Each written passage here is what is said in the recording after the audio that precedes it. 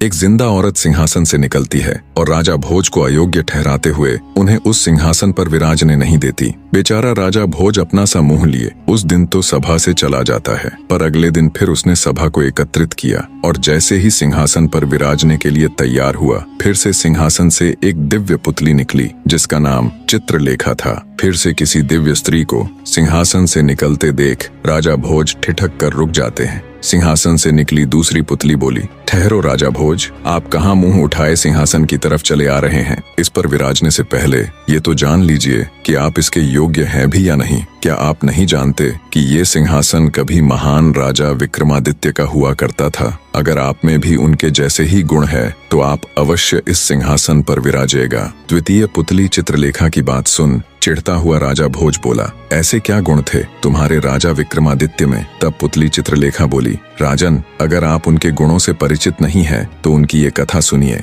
इतना कहकर द्वितीय पुतली राजा विक्रमादित्य की कथा सुनाना प्रारंभ करती है। एक बार राजा विक्रमादित्य जंगलों में गए हुए थे। वहां उन्होंने एक साधु को देखा जो अपनी साधना में लीन थे, जिसके चेहरे पर एक अलग ही तेज था। उनको देखने मात्र से ही विक्रमादित्य उनसे बहुत प्रभावित हुए। वे उनको प्रणाम कर वहीं उनके समीप बैठ गए। साधु महाराज ने बहुत देर तक विक्रमादित्य से वार्ता की, जिसमें उन्होंने विक्रमादित्य को सद्कर्म और भक्ति मार्ग पर चलने का महत्व समझाया। साधु महाराज बोले, किसी भी इंसान का जीवन तब तक व्यर्थ है जब तक वो अपने पृथ्वी पर भेजे जाने के असली मकसद अर्थात भक्ति मार्ग को पूरा न कर ले। चाहे वो कितना ही यश और वैभव क्यों न प्राप्त कर ले, पर उसका जीवन व्यर्थ ही है। साधु महाराज की बातों ने राजा विक्रमादित्य को अंदर तक झकझोर दिया। वे उनको प्रणाम कर भारी हृदय से राज्य लौट जाते हैं। कुछ दिन बीत जाने के बाद भी उनके मन में साधु महात्मा की कही गई वही बातें घूमती रहती।